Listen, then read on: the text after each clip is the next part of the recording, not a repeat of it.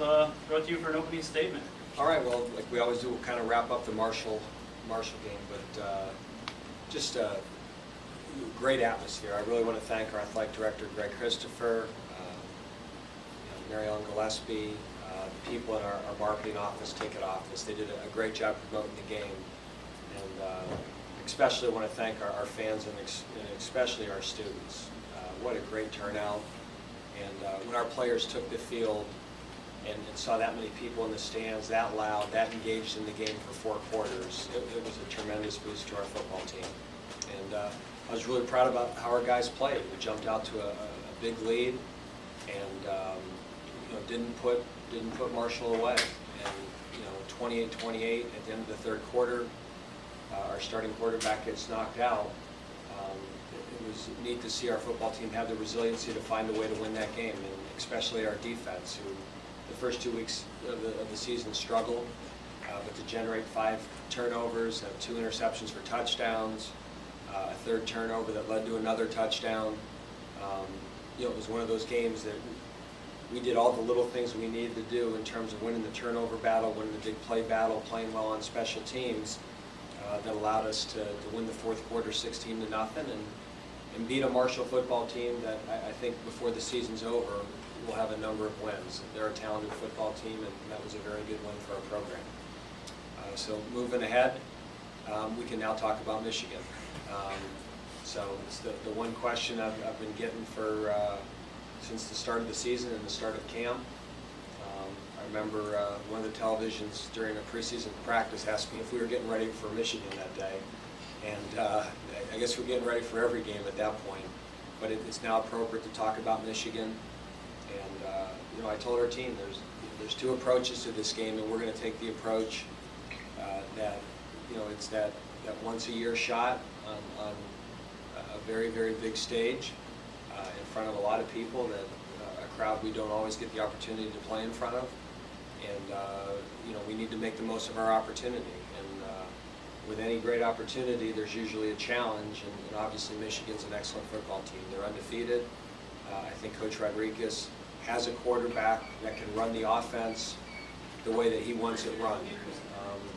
You watch him on tape, and I know Michigan fans won't appreciate this name, but when I was the head coach at Richmond in 2007, in the quarterfinals, we played Appalachia State, who had a pretty good quarterback by the name of Armani Edwards, and it's just ironic that, to me, that's Michigan is playing with a guy just like that now, a guy that is extremely elusive, appears to be very, very tough and physical for a guy his size. It seems like he has some strength and the ability to make people miss, not only with quickness and speed, but also with strength and toughness.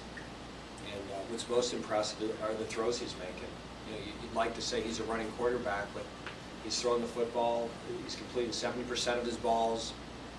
He's very accurate. He's only thrown 1 interception, and his arm strength is what's really impressive. He makes the NFL throw, and that's the throw from the one hash to the other sideline. And when he throws it with a lot of heat and steam, and he throws it with great accuracy, and they're very difficult to defend. I mean, it's almost like defending a 2-back run game out of 1-back sets, which creates a lot of defensive dilemmas for you. It puts you in a lot of run-pass dilemmas that normally teams put you in those dilemmas maybe with 2 backs or with 2 tight ends.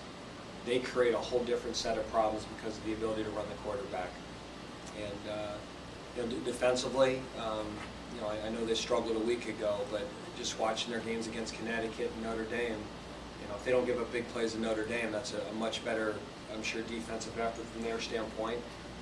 And they got some big physical guys. It starts with the guy in the middle, Martin, who is just a big, strong, physical guy that for their 30 defense really sets the point.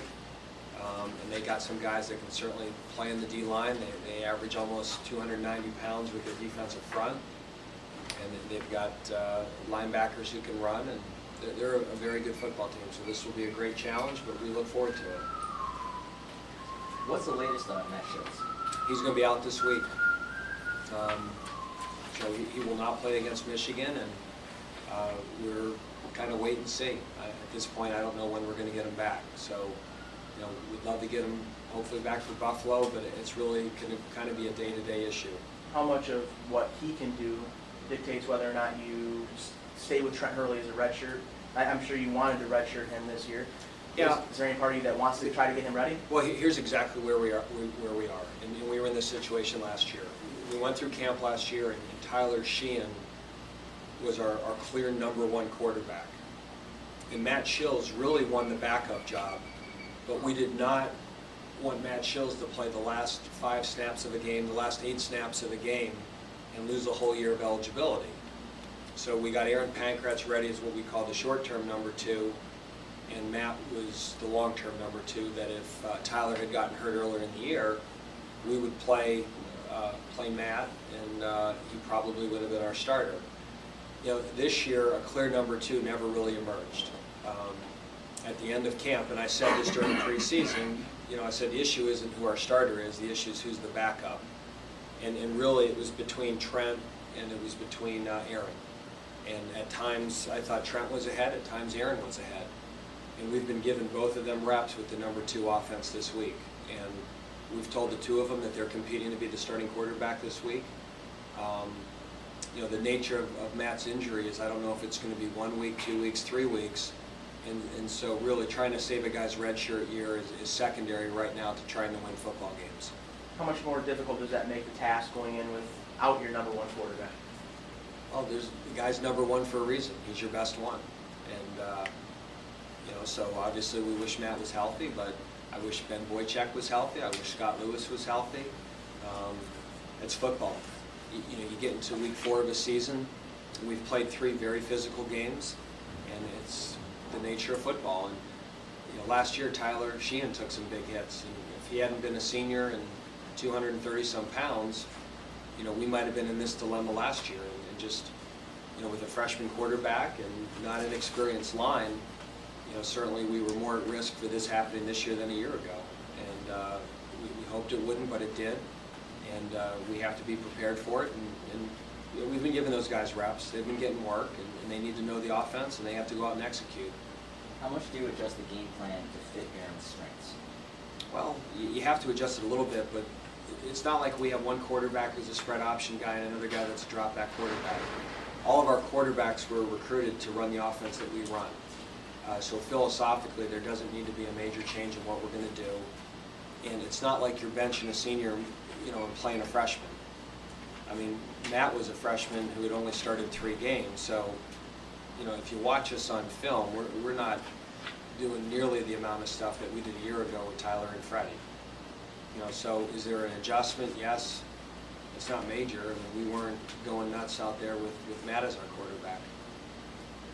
Do you have anybody on this team that could come close to simulating what Denard will do?